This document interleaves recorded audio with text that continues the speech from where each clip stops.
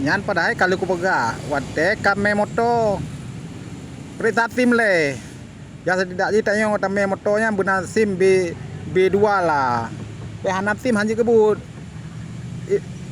Jadi wate kai terjun bebasnya gimana cara nyambat kaji tanya tame moto harus nasim harus tidak aji benar sim 2 lah sim 2 beda nyan ya nyoka menan karena motor lan luang kang bokoboy bah menten sebetulnya mio nasim kapasi harus nah ya banyak lagi nyoto ya yang tangguhnya bu kapasi punya mak tatun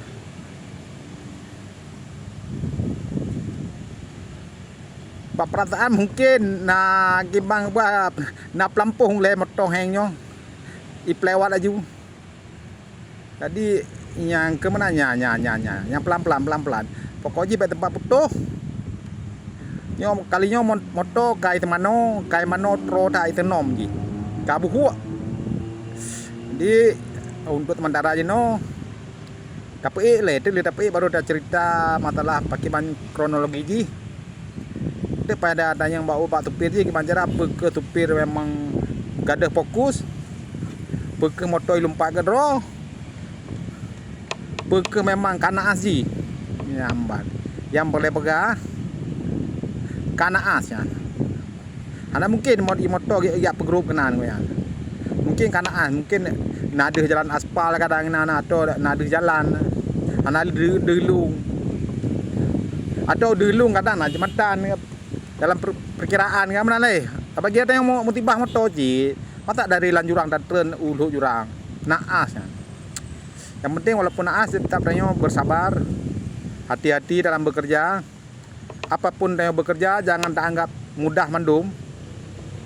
karena le musibah tanya tak anggap mudah mandum nyamban mudah-mudahan beje ke pengalaman tanya bagi supir-supir yang kana SIM 2 yang bagi supir-supir motor hang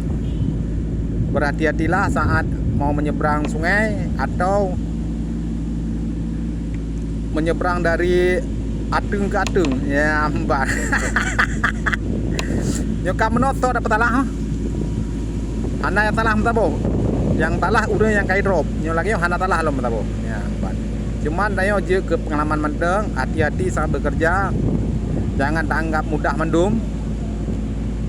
karena apabila tak anggap pekerjaan mudah makanya semuanya akan musibah ya, mudah-mudahan bagi gedanyo pengalaman saat saya bekerja baik terulangi li kerja kejadian yang serupa alhamdulillah bagi operator selamat saya sangat bersyukur kalau ngomotin tidak tenang